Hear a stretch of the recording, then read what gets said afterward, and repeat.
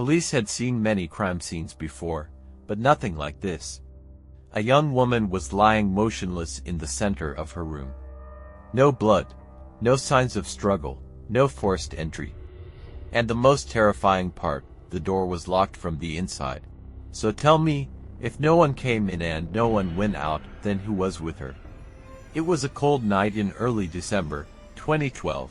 The kind of night where everything feels silent, almost too silent. Emma Carter lived alone in a small apartment in a quiet Canadian neighborhood. Nothing unusual, nothing dangerous, just a normal life. At least, that's what everyone believed. Emma was 29 years old. She had a regular job, a small circle of friends, and she mostly kept to herself. Her neighbors described her as quiet but kind. She had no enemies, no threats, no reason for anything bad to happen. Which is exactly why what happened next made no sense. On the night of December 14th, everything seemed completely normal. Around 9:30 p.m., one of her neighbors heard something strange, a loud sound, like something heavy falling to the ground. They stopped and listened carefully, waiting for anything else. But nothing came, no scream, no movement, just silence. Something didn't feel right. The neighbor walked toward Emma's door and knocked. Once, twice, 3 times. No response. They tried calling her phone, and it started ringing inside the apartment. That's when the feeling changed from curiosity to fear. The next morning, the police were called. When they arrived, everything looked completely normal. No broken windows, no forced entry, no signs of anything unusual. But when they tried to open the door, it wouldn't move. The door was locked from the inside. And what they were about to discover would turn this into one of the most chilling mysteries ever. The police forced the door open and stepped inside. What they saw made no sense. Emma Carter was lying in the center of the room. Her body was completely still. There was no blood, no visible injuries, no sign of a struggle. It looked as if she had just collapsed, but something felt wrong. The entire apartment was perfectly clean. Nothing was broken. Nothing was out of place. The windows were locked from the inside. Every single one of them. There was no balcony, no hidden exit. It was as if the room had been sealed. The officers searched every corner, closets, bathroom, kitchen. No one else was there. And yet, it didn't feel empty. When investigators checked the security cameras outside the building, they found nothing unusual.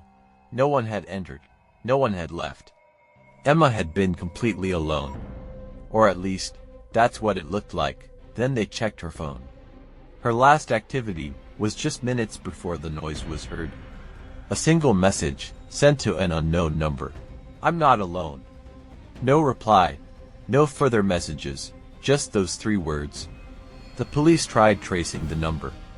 But it didn't exist. No records. No identity.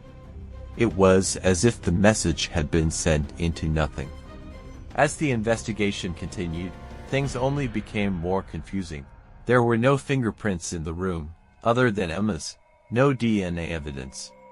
No signs of forced entry. Nothing. Days turned into weeks. And weeks turned into months. But the case went nowhere. Some believed it was a medical condition. Others thought it was something psychological. But none of those explanations answered the biggest question. If she was truly alone, then who was she talking about? And how did a locked room hide something that was never found? To this day, the case remains unsolved. And the mystery of that night still has no answer. For months, the case remained unsolved. No suspects, no evidence, no explanation. It was as if Emma Carter had simply died in a sealed room. But just when the investigation was about to be closed, something unexpected happened. One of the officers working on the case reported something strange. He said that while reviewing the footage again, he noticed a small detail they had all missed. At exactly 9:28 p.m., 2 minutes before the neighbor heard the noise, Emma's apartment light turned off, and then back on again. But here's the problem. According to the building records, there was a power fluctuation in the entire area that night. Every apartment lost power for a few seconds. Every apartment, except Emma's. Her lights never actually went out. They only appeared to. As if something inside the room was controlling it. The officer tried to report this. But before anything could be confirmed, he suddenly requested a transfer.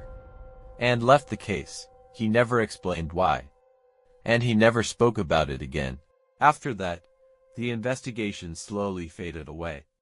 No new leads, no new evidence, just silence. But the most disturbing detail was discovered much later, when Emma's phone data was re-examined. That unknown number, the one she sent the message to. It finally showed a location, not outside, not somewhere in the city, but from inside the apartment itself. The message hadn't been sent to someone far away. It had been sent to something inside the room, something that was never found, and maybe never left. This case was closed without answers, but some doors are never truly empty.